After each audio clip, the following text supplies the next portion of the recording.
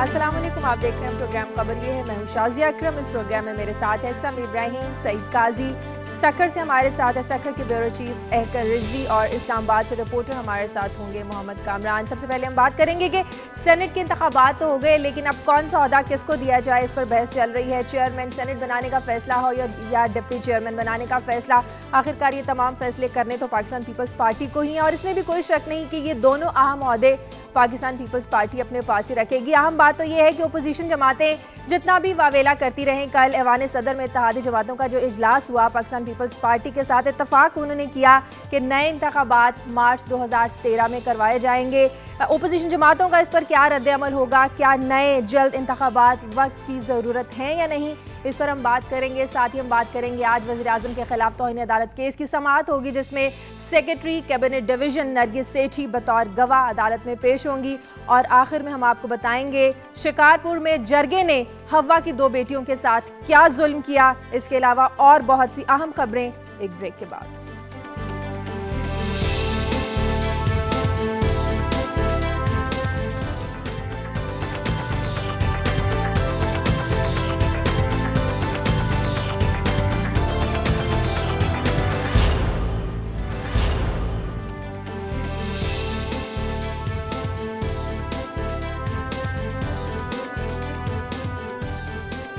Break के बाद खुशामदीद। कुछ और अहम खबरें भी आपको बता दें। सबसे पहले समी इब्राहिम साहब से पूछते हैं कि इनके पास क्या खबरें हैं। शाजिया, आपने अपनी गुफ्तगू में जिक्र किया पाकिस्तान की सियासत का और वज़ीर-ए-आज़म के मुकदमे का।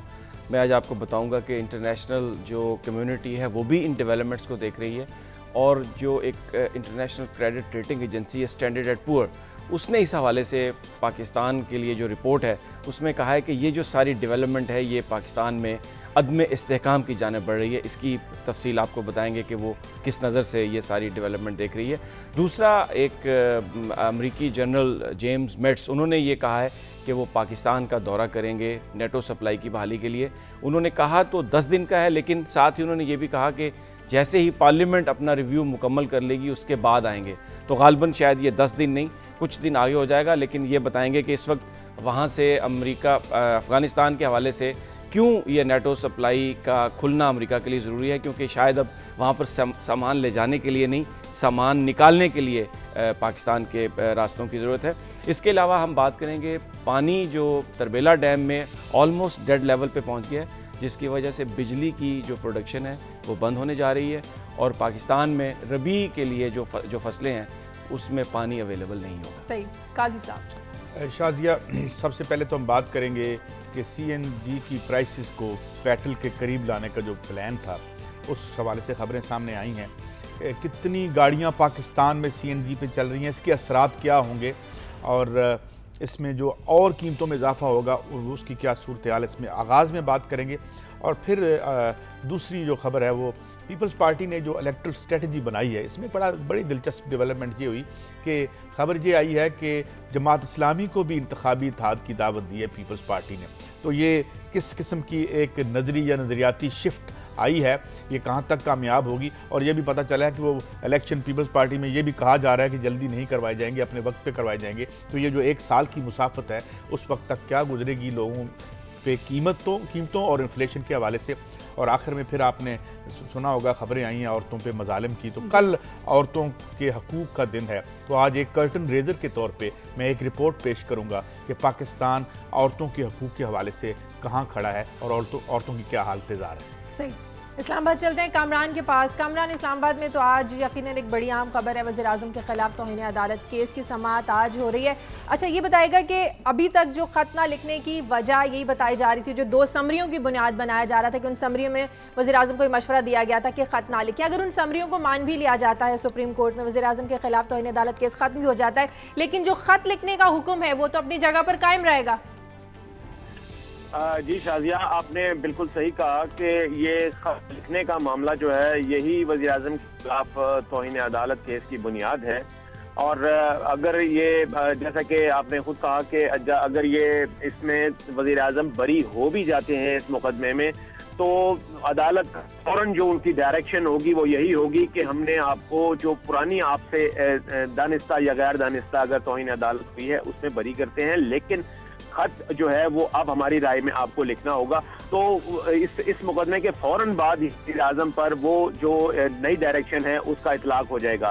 शाजी, आपने 2 समरियों का जिक्र किया। आज कैबिनेट डिवीजन की सेक्रेटरी नरगिस सेठी, वो इसी सिलसिले में आज उनको नोटिस दिया गया था कि वो आएंगी और अगरचे वो वजीर आजम के दिफा में गवाह के तौर पर पेश होंगी, लेकिन ये जो 2 समरियां हैं इस पर इस्तगासा भी जिरा करेगी और एतजाज हसन को भी जिरा का हक हासिल होगा। ये 2 समरियां शाजिया मैं बताते चलूं बड़ी दिलचस्प हैं। एक ये मई 2010 की समरी है जो कि उस वक्त के ज्वाइंट सेक्रेटरी सैयद सुल्तान शाह जो कि वजारत कानून में थे उन्होंने लिखी थी, और वो जो समरी है अगर उस पर इन्हिसार किया जाए तो वो वजीर आजम के खिलाफ जाएगी। उसकी वजह यह है कि उस समरी में वजारत कानून ने ये राय दी थी कि हाँ, वो जो मुकदमात बंद करवाने का फैसला था वो गलत था, और अब सुप्रीम कोर्ट की जो राय है उसकी रोशनी में ये मामला कैबिनेट में ले जाया जाए और इस पर खत लिखने के हवाले से एक फोकल पर्सन जो है अटॉर्नी जनरल तैनात करें जो इस पर सुप्रीम कोर्ट की हिदायत है उसके मुताबिक अमल किया जाए। ये वो पहली समरी थी। उसके बाद जब नए सेक्रेटरी कानून आ गए, उन्होंने फिर सितंबर 2010 में एक नई समरी भेजी जिसमें आज़म को ये कहा गया कि नहीं जी, वो जो स्विस मुकदमात हैं वो तो बंद हो गए हैं, आपको खत लिखने की जरूरत नहीं। अब ये दोनों समरियां सुप्रीम कोर्ट में पेश होंगी। आज अदालत इसको किस नजर से देखेगी, इस पर क्या फैसला करेगी, फैसला वज़ीर आज़म के हक में हो सकता है या उनके खिलाफ, ये अभी जब प्रोसीडिंग चलेंगी तो उस बारे तो आज कोई फैसला मतवक्के हो सकता है? नहीं शाजिया, नहीं समझता, और हमारी एतजाज हसन से भी गुज़िश्ता रोज बात हुई थी। उनका ये कहना है कि ये इतना भी आसान नहीं है कि वो आज ही कोई फैसला जो है सादर कर देगी अदालत। अभी उनको जो इस्तगासा की जानिब से जितने भी शवाहिद आए हैं उन पर भी एक एक सफ़े पर वो कह रहे थे कि उनको जिरा का हक हासिल है और ये पूरा अपना हक जो है वो अवेल करेंगे। बहुत शुक्रिया कामरान। देखते हैं कि आज समाअत जब होगी तो क्या फैसला आता है, मजीद समाअत मुलतवी की जाती है या आज ही कोई फैसला सादिर किया जाएगा। बहुत शुक्रिया कामरान। आपका एक ताज़ा तरीन खबर हम आपको बता दें, पेशावर में कोहाट रोड पर मर्जो पुल के करीब रिमोट कंट्रोल धमाका हुआ है जिसमें एक बच्चा जाँ बहक हो गया है और 2 जख्मी हो गए हैं। ये ताज़ा तरीन मनाजिर आप देख रहे हैं, पेशावर में कोहाट रोड के मनाजिर हैं। यहाँ पर मर्जो पुल के करीब एक रिमोट कंट्रोल धमाका हुआ। 3 बच्चे यहाँ से गुजर रहे थे, 2 बच्चे जख्मी हो गए और एक बच्चा इस वाक़े में जाँ बहक हो गया है। बहुत ही अफसोसनाक वाक़या है। पुलिस इस वक्त मौके पर पहुंची है, ईदी एम्बुलेंसेज मौके पर पहुंची हैं। जो 2 बच्चे जख्मी हैं उन्हें अस्पताल मुंतकिल किया गया है। रिमोट कंट्रोल धमाका किया गया है पेशावर में कोहाट रोड पर मर्जो पुल के करीब, जिसमें ताज़ा तरीन जो इत्तलात हम तक ये पहुंची हैं कि एक बच्चा जाँ बहक हो गया है और 2 जख्मी हो गए। ये मनाजिर, ताज़ा तरीन मनाजिर, ये फुटेज आप इस वक्त अपनी स्क्रीन पर देख रहे हैं। धमाके के बाद जो सूरत हाल है ये हम आपको दिखा रहे हैं। अब चलते हैं हम सखर एहकर रिजवी के पास। हमने आपको बताया था कि शिकारपुर में एक जरगा जिसने 2 खवातीन को कारी करार देकर उन्हें कत्ल करने का हुक्म दिया, लेकिन जैसे ही ये खबर मीडिया पर नशर हुई पुलिस मौके पर पहुंची और उन मुग़वी खवातीन को बाजियाब करवाया। इस वाक़े के बाद उस इलाके में सूरत हाल क्या है, वो खवातीन इस वक्त कहाँ हैं, एहकर रिजवी से ही जान लेते हैं। एहकर, क्या ताज़ा तरीन सूरत हाल है इस वाक़े के बाद? कल रात कोई बड़ी अहम खबर थी मीडिया में, दुनिया न्यूज़ ने भी इस खबर को काफ़ी ज़्यादा हाईलाइट किया था। इस वक्त वो 2 खवातीन हैं कहाँ पर? जी शाजिया, सबसे पहले तो ये है कि ये मीडिया को क्रेडिट जाता है कि मीडिया जब फौरी तौर पे रिपोर्टिंग करती है तो उसमें कुछ गलतियां भी होती हैं, मगर यह है कि उस एक गलती की वजह से उन 2 खवातीन की ज़िंदगी बच गई। अगर हम इस हवाले से कहें कि जिरगा हुआ है, जिरगा इस यहाँ पे हर तरह की जो मीटिंग होती है कबीलाई लेवल पे अगर हम कहा जाए तो उसको हम जिरगा ही कहेंगे।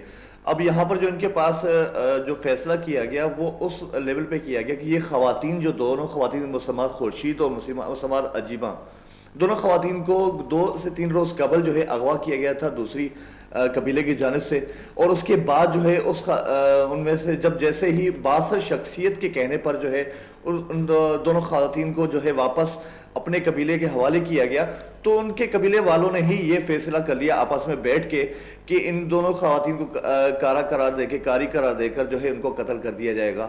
ये एक नॉर्मल रूटीन है, प्रैक्टिस अगर हम इसको कहें कि यहाँ पे जो है कबीलाई सतह पर यहाँ पर होती है अंदरूनी सिंध में, वो इस वजह से होती है कि यहाँ पे जो भी खवातीन अगवा होकर आती हैं उनको कारी करार दे दिया जाता है। खवातीन का क्या कसूर होता है? उन्हें अगर अगवा कर लिया जाता है फिर इस तरह के फैसले दे दिए जाते हैं?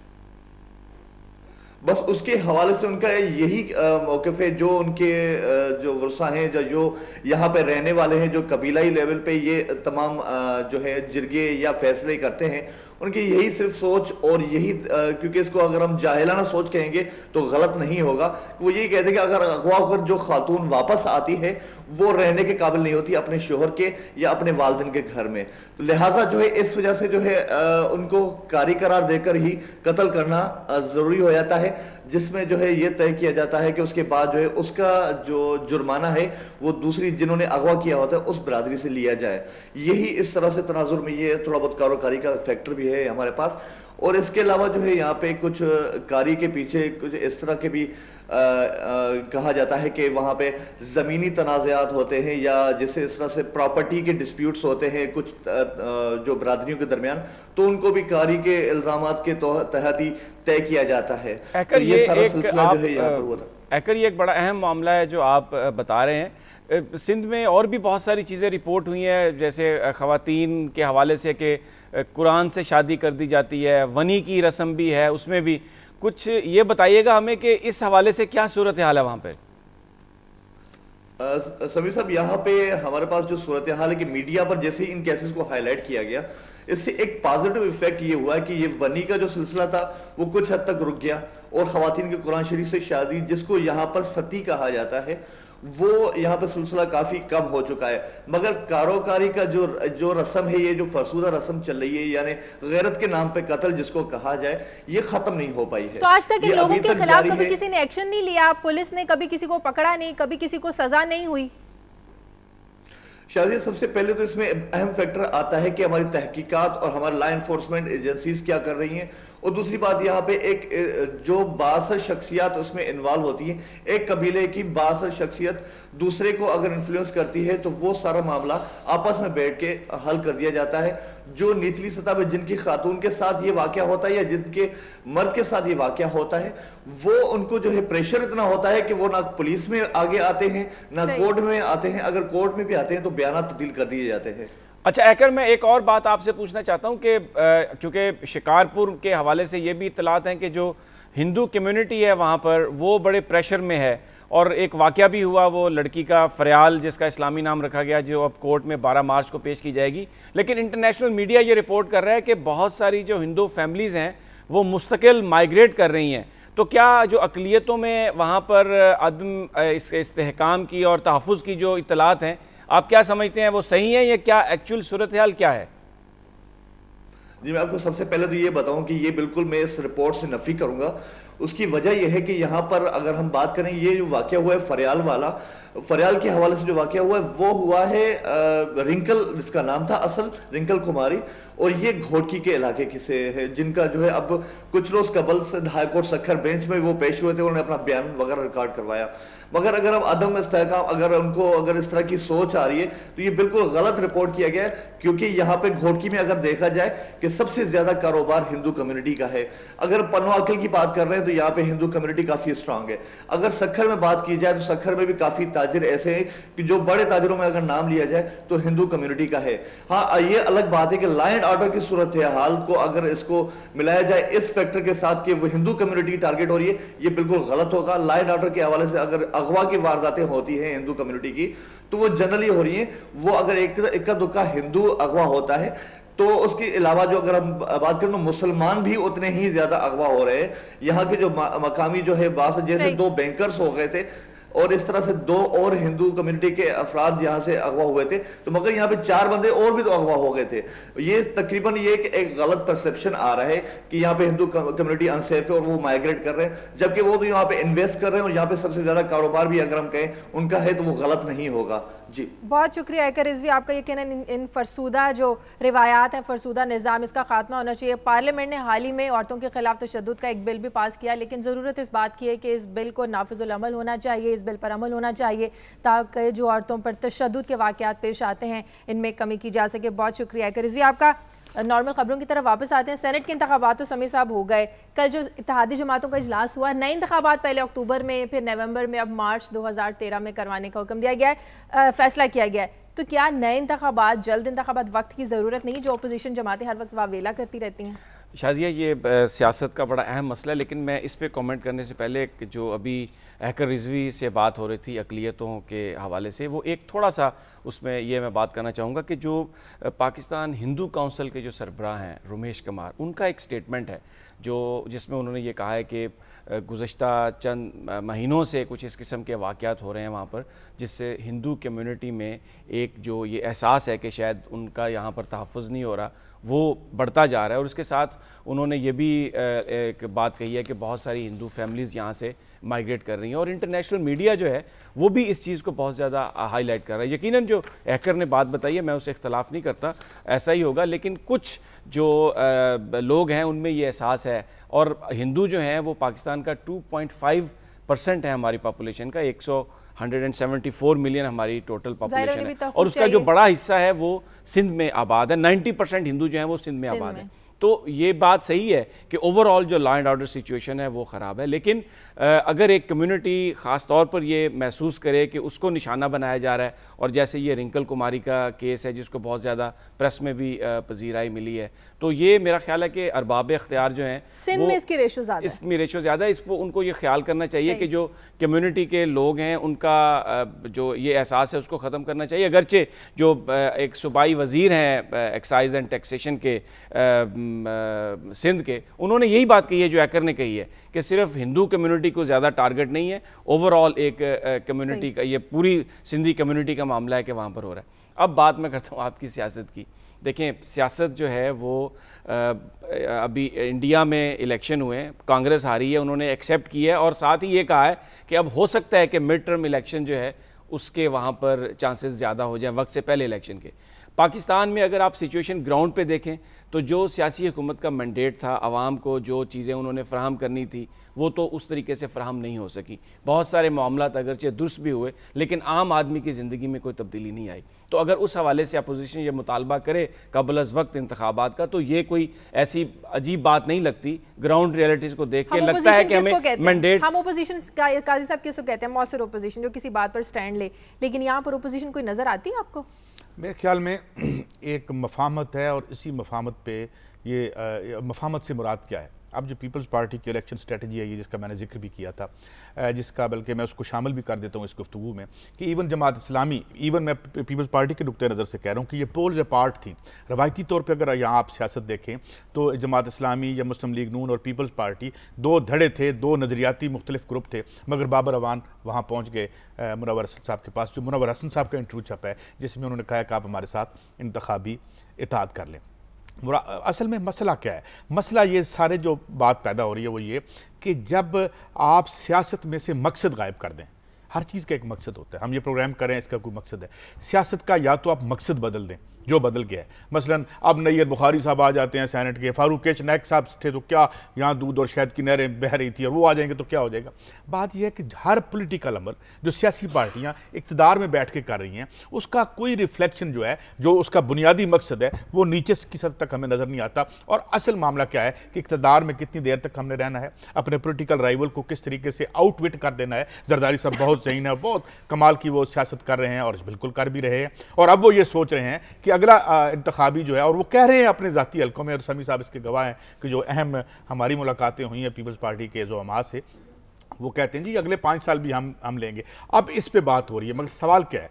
सवाल ये है कि ये ऊपर सारी महल्लाती साजिशों जैसा माहौल है, उसको शामिल कर लो, इसको बाहर कर दो। नई कैबिनेट का जिक्र हो रहा है कि जी नई कैबिनेट बनाई जा रही है, इलेक्ट्रल कैबिनेट, इलेक्शन के लिए नई कैबिनेट आ रही है। मगर इसमें सारा मसला क्या है? मसला ये है कि ये तय कर लिया है, ये फ़र्ज़ कर लिया है हमारे सियासतदानों ने कि सियासत का ताल्लुक या वाशिंगटन DC से है, वाइट हाउस से है, या जो हम यहाँ बैठ के आपस में डील करेंगे, नीचे की सतह से हमारा कुछ लेना देना नहीं है। कीमत बढ़ गई, बढ़ने दो, ज़ाहिर है असर तो मुझे तब होगा ना अगर मैं बिजली का बिल दूंगा। जब मैं बिजली का बिल ही नहीं देता तो मुझे क्या पता बिजली के बिल की बढ़ने की क्या तकलीफ होती है।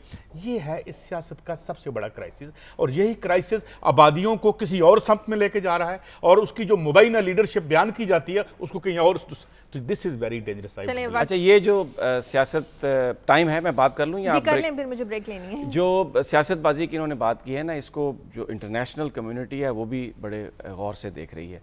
पाकिस्तान में जो सियासी अमल है और इसके अलावा जो तौहीन अदालत का मुकदमा जिसका आपने पहले जिक्र किया, इसको तो बहुत ही खसूसी अंदाज से देखा जा रहा है। जो स्टैंडर्ड पुअर एक इंटरनेशनल रेटिंग एजेंसी है, उन्होंने पाकिस्तान के बारे में जो रिपोर्ट है उसमें उन्होंने ये कहा है कि ये जो सब कुछ हो रहा है ना, ये इस बात की गमाजी है कि पाकिस्तान की फ़ौज, पाकिस्तान की अदलिया और पाकिस्तान की एग्जेक्टिव में इस वक्त इख्तलाफात हैं जो मुस्तकबिल में मुल्क के अंदर अदम इस्तेहकाम का बायस बन सकते हैं। और उनके मुताबिक ये जो सुप्रीम कोर्ट का मुकदमा है, इसके पीछे पाकिस्तान की फ़ौज खड़ी है जो सदर जरदारी को कमज़ोर करना चाहती है। और अभी आगे चलकर उन्होंने इस वक्त उन्होंने कहा है कि हम इसकी जो रेटिंग है उसको हम डाउन नहीं करते, लेकिन हम इसको असेस कर रहे हैं और आने वाले दिनों में इस पॉलिटिक्स की वजह से, जो कि बुनियादी तौर पर जैसे काजी सईद साहब ने कहा कि अपनी अपनी पोजीशन मजबूत करने के लिए इदारे कर रहे हैं और गवर्नेंस नाम की कोई पाकिस्तान में चीज़ नहीं है, अवाम को कुछ रिलीफ नहीं मिल रहा, इसकी वजह से इसकी जो रेटिंग है मुस्तकबिल में कम की जा सकती है। एग्जीक्यूटिव के पीछे भी कोई खड़ा है या सिर्फ फौज उधर है? इसका जवाब ब्रेक के बाद ले लेते हैं। वक्त हुआ एक ब्रेक का। ब्रेक के बाद हम आपकी लाइव कॉल्स भी लेंगे।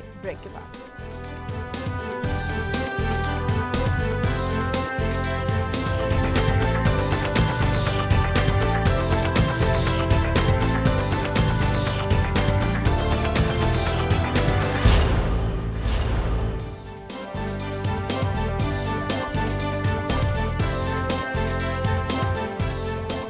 खुशामदीद प्रोग्राम में आप लाइव कॉल्स कर सकते हैं। इसके लिए नंबर आपकी स्क्रीन पर आ रहे हैं, उन नंबर्स पर आप हमें कॉल कर सकते हैं। इस वक्त एक लाइव कॉलर हमारे साथ लाहौर से है, इशफाक। हेलो जी, अस्सलाम वालेकुम मिस शाज़िया। हेलो जी, अस्सलाम वालेकुम। आ रही है जी? आ रही है जी, बोलिए। जी, ऐसा है मिस शाज़िया कि मेरा पहला जो क्वेश्चन है वो काजी साहब से है। ये हमेशा गरीबों की बात करते हैं और ये गैस के मसाइल की बात कर रहे थे CNG के हवाले से, तो ये तो इंटरनेशनल लेवल पे ये प्रॉब्लम्स आ रही हैं। रात अमेरिकन प्रेसिडेंट की जो प्रेस कॉन्फ्रेंस थी उसमें भी ये जी आपकी बात समझ में आ गई, लेकिन मेरी आपसे एक रिक्वेस्ट है, जो भी हमें लाइव कॉल करे, बहुत शुक्रिया आपका इशफाक, प्लीज़ अपने टेलीविज़न की जो आवाज़ है उसको म्यूट पे कर दिया करें, उस आवाज़ को बंद कर दिया करें, हमें आपकी आवाज़ ठीक तरह से नहीं पहुंच पाती है। बहुत शुक्रिया आपका। ये जो बात उन्होंने की है सही, जो ये उनका इंटरनेशनली प्रॉब्लम है, बिल्कुल है। इंटरनेशनली पूरा निज़ाम एक बहुत बड़े क्राइसिस में है। मगर मैं इसी के साथ अपनी खबर, जो कि इससे रिलेटेड है सवाल से, कि CNG की जो कीमतों में इजाफे की बात हो रही है, 77% गाड़ियाँ अब हम CNG पे चला रहे हैं। और जब ये CNG इंट्रोड्यूस की जा रही थी तो इसके फ़ज़ाइल बयान किए जा रहे थे, हर चौक पे खुल जाती थी दुकान इसकी किट लगाने की। अब ये रोल बैक होना शुरू हो जाएगा। कहने का मकसद ये है कि जब आप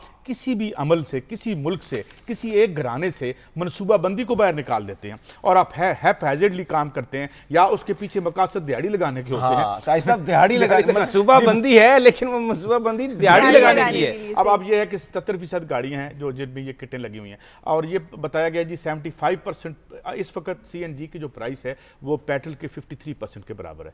इसको एक खबर ये आई कि 75% के बराबर करना है। फिर सरकार ने इसकी वजाहत की, नहीं हम सोच तो रहे हैं कि ये मामला हम ECC के सामने रखेंगे, मगर फिलहाल हम इसे 55% करेंगे। इससे इंडिया मिल गया कि अब ये मामला है कि इसको वापस हम ले जाएंगे। इसका मतलब ये है कि इस मुल्क में 2.5 मिलियन से लेके 30 मिलियन तक जो गाड़ियां हैं वो इस पे चल रही हैं CNG पे। अब वो एक तो शिफ्ट करेंगी, वो जो इतना पैसा खर्च किया उसको आपने इंस्टॉल करने का, उसका क्या बनेगा। और सेकेंडली ये जो छोटी ज़राए नकलो हमल या रसद के ज़राए हैं, सब्जियां ले जाने के लिए छोटी गाड़ियों में CNG लगी हुई है, अगर उनकी कीमतों में रिक्शों में लगी हुई है 10-15-20% उसमें इजाफा करते हैं आप, तो फिर एक महंगाई का तूफान आ जाएगा। तो असल जो इशू है वो ये गैस का नहीं है। इस वक्त बलोचिस्तान गैस के ऊपर तैर रहा है, मगर हम उसे निकालने की बजाय इंपोर्ट करना चाह रहे हैं ईरान से। उसकी क्या वजह है कि उस इंपोर्ट में किकबैक भी होती है और भी खेल होते हैं। तो मसला ये है कि हम प्लान नहीं करते और उसमें चले जाते हैं। और सफ़र कौन करता है? आम आदमी। और अब यही इशू होगा और अब ये फ़ज़ाइल बयान किए जाएंगे कि क्यों ये CNG आई और अब क्यों इसका ना होना जो है ज़रूरी हो गया। और हालांकि निकलेगा क्या, अगर इसको आप डिग आउट करेंगे तो चंद इंडिविजुअल निकलेंगे जिन्होंने पहले भी रीप किए प्रॉफिट्स और बाद में भी। एक लाइव कॉलर है मुल्तान से, हामिद। हेलो अस्सलामुअलैकुम जी। हामिद बात कर रहा हूँ जी। मैं काजी साहब से मेरा एक सवाल है कि हमारे जो मसाइल का हल है ये लोकल गवर्नमेंट ने नहीं पूछा था। अगर लोकल गवर्नमेंट का निज़ाम आ जाए तो हमारे 80% मसाइल जो है वो हल हो जाए। सही, बहुत शुक्रिया हामिद साहब जी। मैं इत्तेफाक करता हूं और ये पूरी दुनिया में है जो डीरेगुलेट करना है, जो आप जो डिसेंट्रलाइज करके ही ताकत, और बल्कि मैं तो यहां तक कहूंगा कि इसको आप डिसेंट्रलाइज करके गली मोहल्ले और एक आम आदमी तक जब तक लेकर नहीं जाते मसला हल नहीं होता। और जब राजनपुर का आदमी लाहौर में मसला हल कराने आएगा तो जाहिर है यही होगा। और यही वजह है कि पाकिस्तान में छोटे सूबों की बात की जा रही है, अगरचे वो अब कुछ बड़ी पार्टीज़ की जानिब से ज़बान की बुनियाद पर हो रही है, लेकिन बेसिकली जो असल बात है, जो छोटे सूबे बनाने का मकसद भी यही है कि जो आवाम के मसाइल हैं वो मकामी सतह पर हल किए जाएँ। और काजी साहब ने बड़ी ये सही बात कही है, पूरी दुनिया में जहाँ लोगों के जो बेसिक मसाइल हैं, जो उनके सिविक इशूज़ हैं, वो लोकल बॉडीज सिस्टम ने हल किए हैं। पाकिस्तान में भी जब बल्दियाती इदारे मौजूद थे, बिलाशुबा करप्शन की कहानियां भी थी, लेकिन उन्होंने कौम को, आवाम को गलियों में हर चीज़ डिलीवर किया है। और जितनी छोटे लेवल पे डेवलपमेंट जो लोकल बॉडीज़ इंस्टीट्यूशन ने की है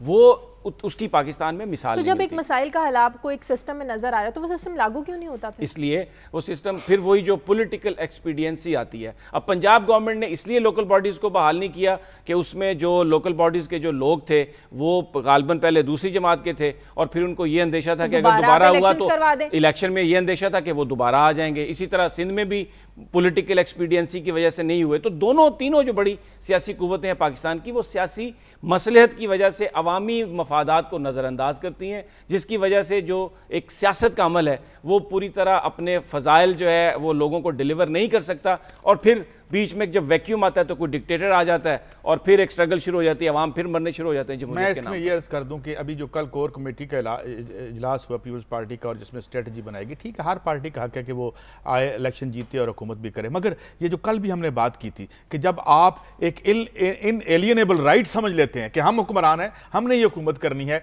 और ये हमारी, तो फिर एक वो कास्ट या क्लास बन के रह जाती है और फिर उसको प्रोटेक्ट करने के लिए बाकी सारी बातें ये भूल जाते हैं और फिर उस मोनोपोली को या मोनोपोलाइज करने के लिए हर सिस्टम को हुकूमत करने का हक इन्हें कौन देता है? हम लोग देते हैं ना, अवाम देते हैं। इसीलिए काजी साहब हमेशा हम ये कहते हैं, मैं तो हमेशा ये कहता हूं कि जब अभी इलेक्शन में अवाम अगर अपने नुमाइंदे चुनते वक्त इस बात का खास ख्याल रखें कि हमने वोट किसको देना है और वोट अगर सही बंदे को पड़ जाएगा तो इस निज़ाम में तब्दीली आएगी और चेक एंड बैलेंस का सिस्टम निज़ाम ही कायम कर सकते हैं। मेरा एक सवाल है समीर साहब, अच्छा एक सवाल पहला भी ये बताएं, आप किसको वोट देंगे? सही बंदा कौन है? मैं जाहिर है एक MNA की बात नहीं कर रहा, मैं पार्टीज की बात कर रहा हूं। जाहिर है जो पार्टी डिलीवर, मिसाल के तौर पे कराची में मेरा ख्याल है कि लोकल बॉडीज जो इंस्टीट्यूशन था हमारा जिसमें मुस्तफ़ा कमाल ने डिलीवर किया, वो लोग उस पार्टी को वोट देंगे। समझ आ गई आप किस पार्टी को वोट देंगे। जद्दा से एक लाइव कॉलर है हमारे साथ, खावर साहब। हेलो जी, अस्सलाम वालेकुम। प्लीज अपने टीवी का जो वॉल्यूम है उसको म्यूट पे कर दें, मेरी आवाज मुझे बैक होकर आ रही है, तो प्लीज अपने वॉल्यूम बंद कर दें पहले। हेलो ओके जी बोलिए खावर साहब। मैं काजी साहब से एक सवाल करना चाहता हूँ कि ये हमारे हुक्मरान हमें यही खबरें सुनाएंगे कि हम सारी जिंदगी किसी प्रदेश मुल्क में बैठे रहें और अपने मुल्क की कभी ना हमें जाने की तवक्को करें। कुछ नहीं हो रहा, जब भी खबर लेते हैं यही खबर है कि कुछ नहीं है, धमाके हैं। अभी खबर सुन रहा हूँ आपकी लाइन पे चल रही है, पेशावर में धमाका हो गया, तो क्या अपने बच्चों को लेकर कैसे आएंगे अपने मुल्क में?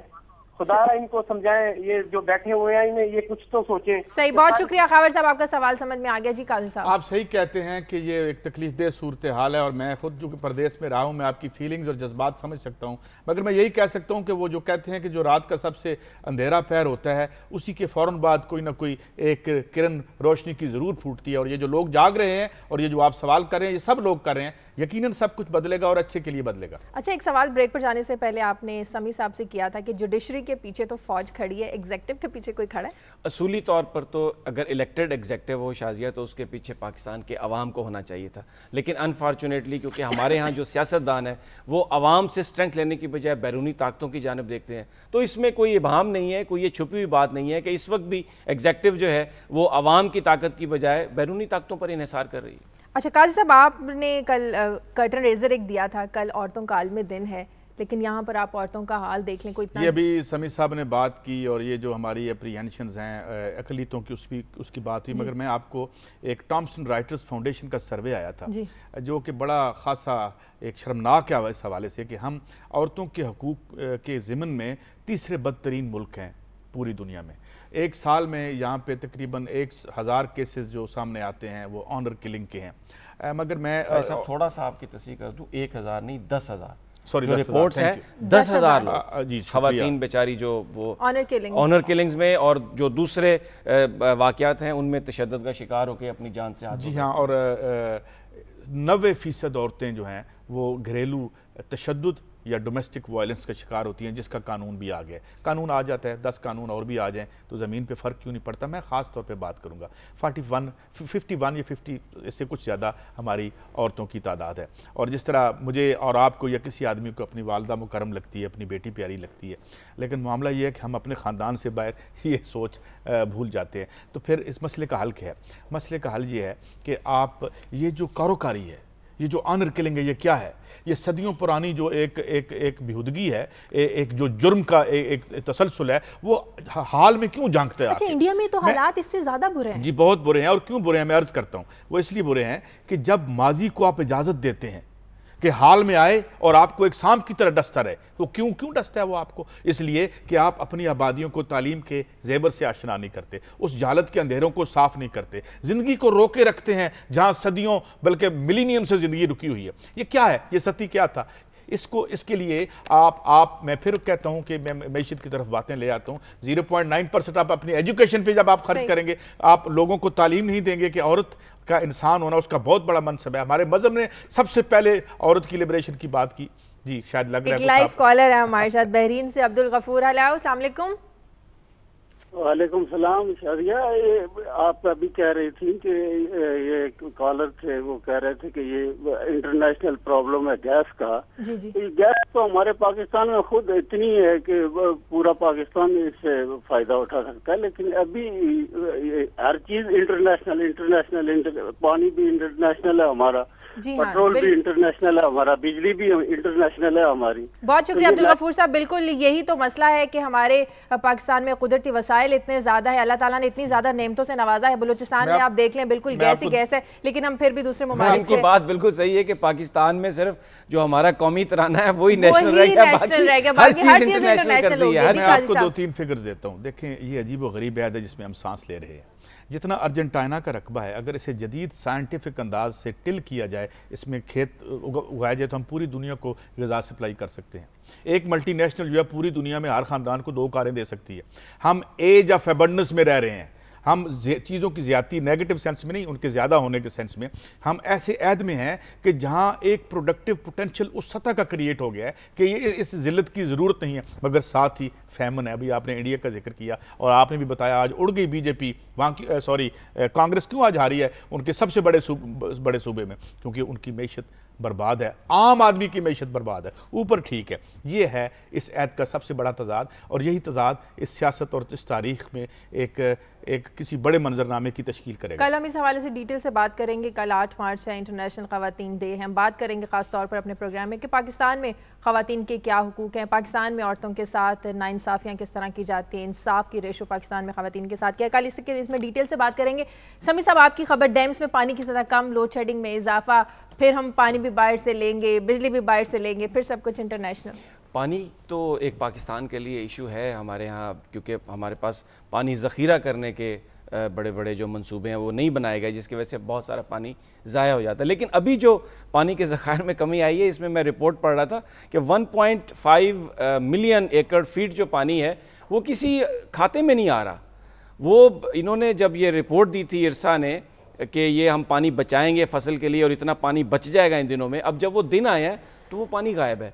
वो जब पूछा जा रहा है हुकाम बाला से तो वो कह रहे हैं कि शायद ये जो पानी बीच में ज़्यादा रिलीज़ किया गया था बिजली की प्रोडक्शन बढ़ाने के लिए, उसमें चला गया या किसी सूबे को चला गया। अभी तक इस बात का तयन नहीं हो रहा कि ये इतनी बड़ी तादाद जो पानी की थी और जो एस्टिमेट दिए गए थे वो एस्टिमेट भी गलत साबित हुए और इतनी बड़ा जो पानी का जो वॉल्यूम है वो भी गायब हुआ। यानी हम ये तो सुनते रहे कि कहीं रेलवे का इंजन चोरी हो गया, कहीं कुछ ये चोरी हो गया, लेकिन इतना ज्यादा पानी वो कहाँ गया? अच्छा, ये इस बात का जिक्र नहीं किया जाता जो इंडिया हमारा पानी रोकता है, दरियाओं पर डैम्स बना देता है, उस सिलसिले में कोई ये एक इशू जरूर है पाकिस्तान और इंडिया के दरमियान, और वहाँ पर डैम्स की खबरें भी आती हैं। लेकिन जो पाकिस्तान में शाजिया जो अदाद शुमार बताते हैं, हर साल जो पानी हम ज़ाया कर देते हैं, अगर सिर्फ वो जो ज़ाया होने वाला पानी उसका का आधा पानी भी हम स्टोरेज करने में कामयाब हो जाएं तो पाकिस्तान में पानी की कोई किल्लत नहीं रहेगी, ना ज़राअत के लिए रहेगी ना पीने के पानी के लिए रहेगी। एक बात जो काजी साहब अपनी अभी हमने जिक्र किया भारत के इलेक्शन का, वहाँ पर जब कांग्रेस हारी तो एक हमारे सियासतदानों के लिए उसमें एक सबक है।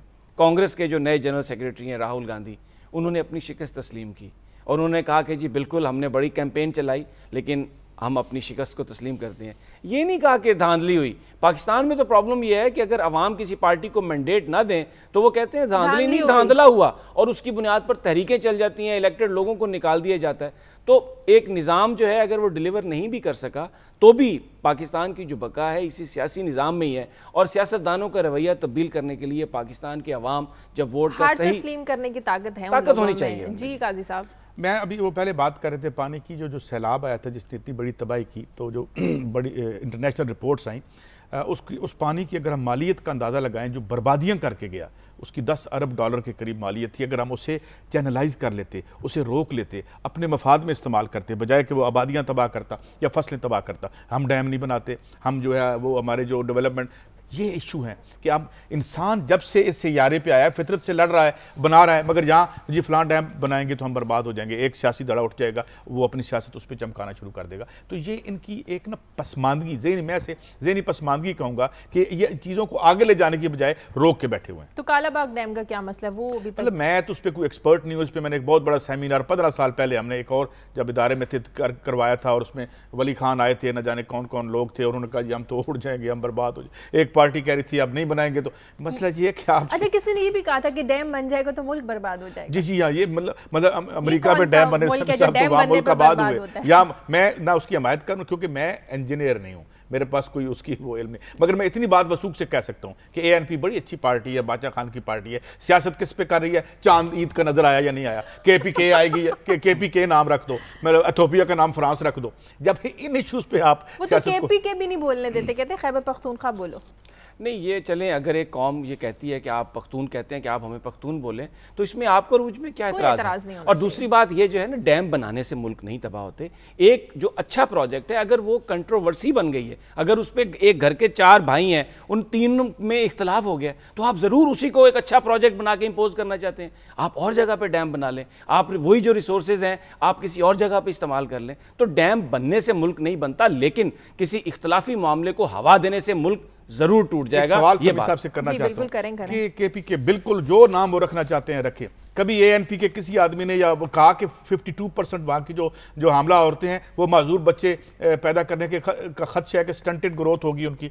किसी रियल इशू पे जो आवाम के इशू है, कॉस्मेटिक इशूज़ पे बात करेंगे, उन इशूज़ पे बात करेंगे जिस पे सियासत चमके, लेकिन जो वहाँ आम आपको पता है 60% बच्चे जो हैं, एक रिपोर्ट हमने अपने प्रोग्राम में चलाई थी कि KPK या खैबर पख्तूनख्वा में वो शिकार हैं समी इब्राहिम साहब जिसे कहते हैं मेल न्यूट्रिशन का, या जो उस पर कोई सियासत नहीं करता। काजी साहब, ये मैं आप बिल्कुल सही फैक्ट्स बता रहे हैं, लेकिन आप किसी दुनिया के महज़ब तरीन मुल्क में भी चले जाए ना, वहाँ पे भी फैक्ट्स आपको ऐसे मिलेंगे कि सिविलाइज्ड मैं मुल्क की बात कर रहा हूँ जिसमें बड़ी तरक्की हो गई है, वहाँ पर भी अमेरिका में जाए हार्लम में लोग मर रहे हैं। मैं ये नहीं कह रहा कि मरने चाहिए और ये रिपोर्ट ऐसे ही इसी तरह के हालात रहने चाहिए, लेकिन एक सेकंड मेरी शाजिया, मैं ये जोर्स करना चाह रहा हूँ कि ये बात सही है कि डिलीवर नहीं कर सके सियासतदान, लेकिन काजी साहब आप जो अपनी गुफ्तगू में एक पेसिमिस्टिक पिक्चर पेश कर देते हैं ना, ये हो गया और ये होगा और इस तरह से बर्बाद हो जाएगा, ये जो सियासी निजाम है, एक सेकंड, सियासी जो निजाम है ना, यहाँ जरूर रोकूंगा क्योंकि आपने बड़ी वो तो हमेशा आप रोक देते हैं। थोड़ी देर पहले एक कॉलर था तो मैंने कहा था कि एक उम्मीद की किरण जरूर होती है, लेकिन मैं किसी झूठ को का सहारा लेके कोई अपने जो देखने वाले हैं उन्हें ये नहीं कहना चाहता कि ये गिलास नहीं है, ये अमेरिका की बात की, लेकिन मैं शाजिया यहाँ पर एक बात मैं ये कहना चाहता हूँ कि मैं जो पाकिस्तान के वोटर्स हैं मैं उनको ये कहना चाहता हूँ कि मायूसी की जरूरत नहीं, फैसला आपके हाथ में है, आप अच्छे नुमाइंदों को चुनेंगे तो आपके हालात तब्दील हो जाएंगे, मायूसी की जरूरत नहीं है। लाइव कॉलर है हमारे साथ वाशिंगटन से दस्तगीर। हेलो जी, अस्सलाम वालेकुम। जी बहुत बहुत शुक्रिया, मैं शुक्रिया अदा करता हूँ कि मेरी कॉल मिल गई। मैंने ये चीज पूछनी थी कि जो प्राइम मिनिस्टर का जो वो जो केस चल रहा है उसका क्या होना है? कुछ भी नहीं होना। जी हाँ, सनी साहब से ये सवाल है कि मैं इस मुल्क में रह रहा हूँ, क्या चीज है इस मुल्क में कि इस मुल्क को संभाला हुआ है? क्या है कि यहाँ पे लॉ है, बड़ा आदमी है या छोटा आदमी है, सबको वो एक ही नजर से देखते हैं कि वहाँ पे लॉ है। हमारे मुल्क में लॉ है ही नहीं। बहुत शुक्रिया गुलाम दस्तगीर साहब। आपका पहला जो सवाल जो वज़ीर-ए-आज़म के खिलाफ तौहीन अदालत केस की समाअत है वो आज है, आप टीवी पर देखिएगा। हमें भी इंतज़ार है कब से ये समाअत चल रही है, क्या फ़ैसला होता है। दूसरी बात जो उन्होंने की कि वहाँ जिस मुल्क में वो रह रहे हैं अमेरिका, हम अमेरिका को बुरा भी कहते हैं अच्छा भी कहते हैं, लेकिन वहाँ के लोग सुकून से तो रहते हैं, लॉ एंड ऑर्डर तो है, तहफ़्फ़ुज़ तो है वहाँ लोगों को। देखिए शाजिया, अमेरिका की जो पॉलिसीज़ हैं वो हो सकता है यहाँ हम जो लोग पाकिस्तान में रहते हैं उनके लिए वो हमारे लिए काबिल कबूल ना हो, हमारे लिए कोई अच्छाई की खबर ना वो लाती हूँ, लेकिन उनकी जो एग्जेक्टिव है, उनके जो सियासतदान है, अपने मुल्क के अंदर अपने मुल्क के अवाम के लिए उन्होंने बहुत कुछ डिलीवर किया। मैं ये यहाँ पर ये कहूँगा कि हमारे मुल्क में हालात बहुत बुरे हैं दस्तगीर साहब, इसमें कोई शक नहीं, लेकिन किस चीज़ ने इस मुल्क को होल्ड किया हुआ है? पाकिस्तान के गरीब अवाम ने। देखें, कुछ भी हो जाए, उन्होंने ना उम्मीद का सहारा छोड़ा। पाकिस्तान में कितनी कैलेमिटीज़ आई, जल्जला आया, पाकिस्तान में सैलाब आया, आपने देखा कि पाकिस्तान के अवाम, सियासतदानों में तो हमें इत्तेहाद नज़र नहीं आया, वो तो एक दूसरे के ऊपर पॉइंट स्कोरिंग के लिए बातें करते रहे, लेकिन अवाम एक हुए और उन्होंने ये साबित किया कि हमें अपने भाइयों का फिक्र है और हम इसमें आगे बढ़ के आएंगे। और अगर यही अवाम, मैं जो काजी साहब से कहता हूं, एक दफ़ा फिर इकट्ठी हो जाए आने वाले इलेक्शंस में, सही नुमाइंदों को वोट दे, सही पार्टी को दे, चॉइसेस हैं, एक नया झोंका इमरान खान साहब भी हैं, तो आप किसी नए आदमी को चांस दें, मौका दें, यकीनन इमरान खान तो नए, इमरान खान के साथ आने वाले नए नहीं। अभी कॉलर कह रहे थे कि यहाँ लॉ एंड ऑर्डर नहीं है, कानून की अमलदारी नहीं, मगर क्या हुआ, यहाँ पे जरदारी साहब तो हैं, यहाँ पे नवाज शरीफ भी हैं, मुस्तफ़ा कमाल भी हैं। ये बात है, ये असल बात है। अगर हम ये बात नहीं कहेंगे, अगर अपने सियासी नुमाइंदों को उनका फ़र्ज याद नहीं दिलाएंगे और हम झूठे ख्वाबों और झूठे अलूजन्स और शराबों में मुब्तला रखेंगे इस अवाम को, तो फिर हमारा अल्लाह ही हाफ़िज़ है। समीर साहब, नेटो सप्लाई की बंदिश मामला अभी तक हल नहीं हुआ। नेटो सप्लाई जो बंद हुई थी वो तो हमने इसलिए बंद की थी कि हम अफ़गानिस्तान में सामान नहीं जाने देंगे, लेकिन अभी जो जनरल जेम्स मेट्स जो उन्होंने बयान दिया है अमेरिका में कि मैं 10 दिनों में पाकिस्तान आऊँगा और मुज़ाकरात करूँगा पाकिस्तानी हुकाम से कि वो नेटो सप्लाई खोल दे, तो उन्होंने कहा वो इसलिए नहीं हम खुलवाना चाहते कि वहाँ पे हमने कोई सामान लेके जाना है, हमारा इतना ज़्यादा सामान उनका कहना है कि ऑलरेडी अफ़गानिस्तान में मौजूद है, जो नेटो के इक्विपमेंट है, अमेरिका का इक्विपमेंट है, वो इतनी भारी मशीनरी है उसका और अरबों डॉलर का वो सामान है, वो अब बजरिया एयर वापस नहीं जा सकता। तो उनका ये कहना है कि वो हम पाकिस्तान से वापस लाने के लिए पाकिस्तानी हुकाम से बात करेंगे। वो तो खैर अब जो पार्लियामेंट फैसला करेगी, लेकिन ये जो उन्होंने 10 दिन की बात की है, अभी 10 दिनों में पाकिस्तानी पार्लियामेंट जो है वो अपना रिव्यू कंप्लीट नहीं करेगी। तो मेरा ये ख्याल है कि ये दौरा 10 दिनों में नहीं होगा, हो सकता है 20 दिनों में हो, जिसके बाद वो आए। लेकिन एक छोटा सा यहाँ पे कमेंट करूँगा, मुझे इस मंतक की समझ नहीं आई कि पाकिस्तान की पार्लियामेंट फैसला करेगी पाकिस्तान की फॉरेन पॉलिसी का। पाकिस्तान के आइन में, पाकिस्तान के दस्तूर में, रूल्स ऑफ बिजनेस में कोई जो एग्जेक्टिव है ये उसका इख्तियार है कि वो फॉरेन पॉलिसी बनाएगी। बहुत सारे मामलात रेटिफाई किए जाते हैं पार्लियामेंट में। अगर पाकिस्तान की एग्जेक्टिव ने खुद अपना एक इख्तियार पार्लियामेंट को दे दिया है, तो मेरा ख्याल है कि फिर वो जो एक है कि अपना इख्तियारात एग्जेक्टिव सही उसका इस्तेमाल ही नहीं कर सकती। ये इनएबिलिटी है एग्जेक्टिव की कि वो कोई पॉलिसी बनाने में नाकाम रही है और अब पार्लियामेंट के पास आ रही है कि जी आप पॉलिसी बनाइए। एक लाइव कॉलर है हमारे साथ। हेलो जी, अस्सलाम वालेकुम जी, कौन और कहाँ से बात कर रहे हैं?